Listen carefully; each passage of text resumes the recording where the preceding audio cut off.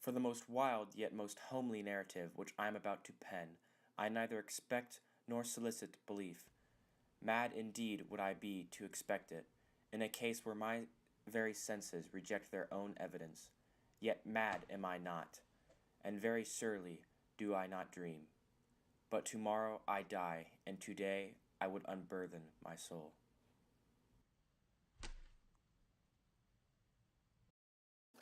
I was especially fond of animals, and was indulged by my parents with a great variety of pets.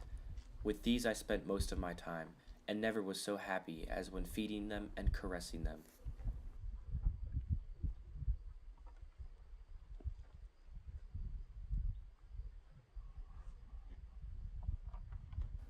I married early and was happy to find in my wife a disposition not uncongenial with my own. Observing my partiality for domestic pets, she lost no opportunity of procuring those of most agreeable kind.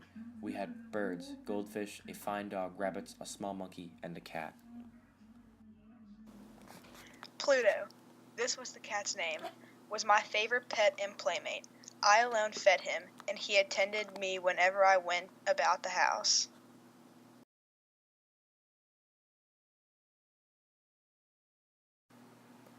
One night, returning home, much intoxicated from one of my haunts about town, I fancied that the cat avoided my presence. I seized him, when in his fright at my violence he inflicted a slight wound upon my hand with his teeth. I took from a waistcoat pocket a penknife, opened it, grasped the poor beast by the throat, and deliberately cut one of its eyes from its socket.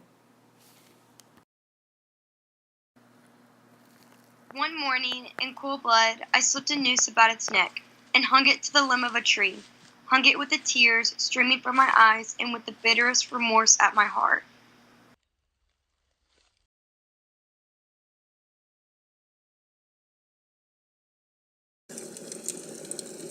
I was aroused from sleep by the cry of fire, the curtains of my bed in flames, the whole house was blazing. It was with great difficulty that my wife, a servant, and myself made an escape from the conflagration. One night, as I sat, half stupefied in a den of more than infamy, my attention was suddenly drawn to some black object, reposing upon the head of one of the immense hogsheads of gin, or of rum. It was a black cat, a very large one, fully as large as Pluto, and closely resembling him in every respect but one. The cat followed me down the steep stairs, and nearly throwing me headlong, exasperated me to madness. Uplifting an axe, I aimed a blow at the animal, which of course would have proved instantly fatal as it descended as I wished, but this blow arrested by the hand of my wife. I withdrew my arm from her grasp and buried the axe in her brain. She fell dead upon the spot without a groan. I determined to dispose of the body by walling it up in the cellar, as the monks of the Middle Ages are recorded to have walled up their victims. Its walls were loosely constructed, and had lately been plastered throughout with a rough plaster. I made no doubt that I could readily displace the bricks at this point, insert the corpse, and wall the whole up as before, so that no eye could detect anything suspicious.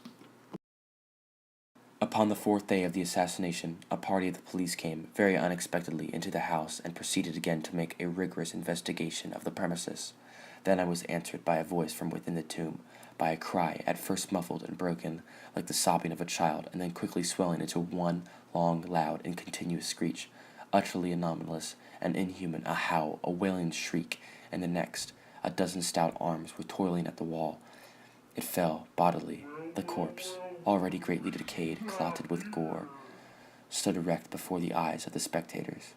Upon its head, with red extremed mouth, and solidarity eye of fire, sat the hideous beast whose craft had seduced me into murder, and whose informing voice had consigned me to the hangman. I had walled the monster up You're within under the arrest tomb. for murder.